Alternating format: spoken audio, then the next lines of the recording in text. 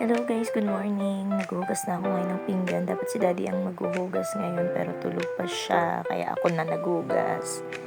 Tulog pa nga ba? Ay, gising na pala. Si Bebe tulog pa.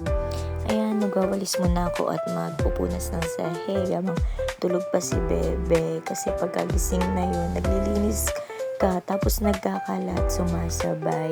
So, habang tulog pa siya, magwawalis muna ako tsaka magpupunas. Mas magaan kasi maglinis ng bahay kapag mag-isa ka lang na kumikilos tapos walang gumagalaw. So, ayun. Kasi mantigas ng mukha napakakulit.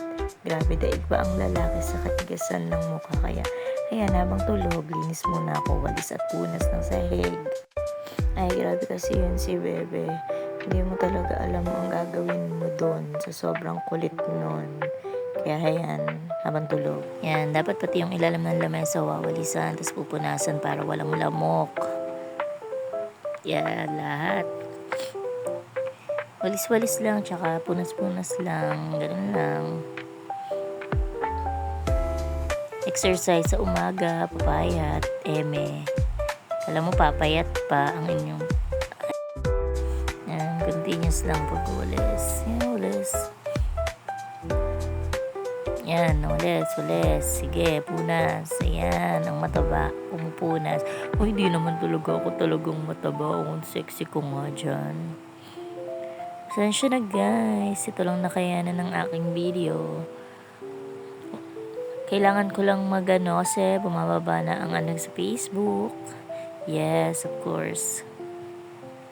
Yan. O, sa kusina naman ako. Diba? Yan ang person. Pasabog yun. Linis. Walis. Ganyan lang yan.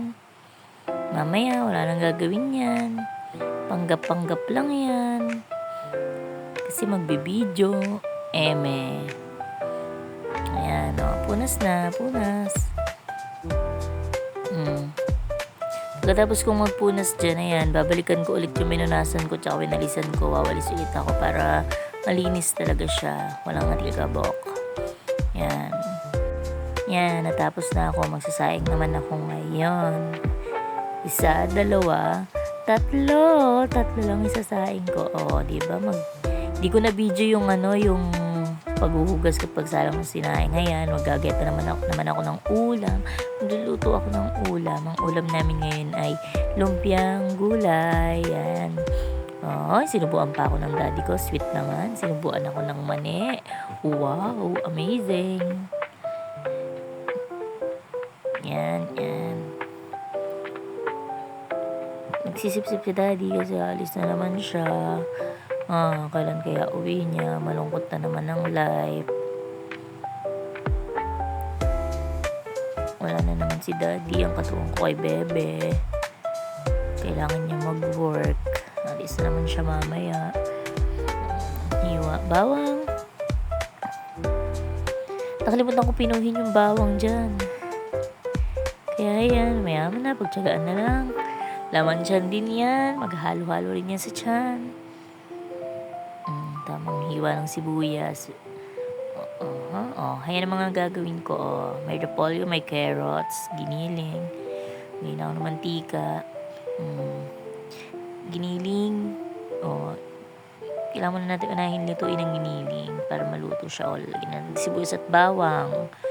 Tapos pagkatapos niyan, susunod natin yung carrots. Carrots naman yung sunod nating isasalang dyan. Diba? Spoiler yarn. Eme. Diba? Lagyan na natin yung repolyo. Ganon din yan. Hindi ko na ipapakita yung mga lalagay kong panglasa. Diba? Haggard me.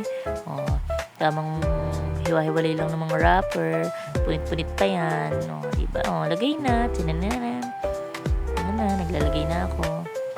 Balot-balot. Piling magaling magbalot. Di naman. Practice makes perfect nga naman. Diba? Ayan, sasalang ko na, magluluto na ako kasi tanghali na. Diba? Ayan, pag brown na siya, okay na yan. Diba? Ayan, naluto na. Thank you for watching. God bless you, everyone.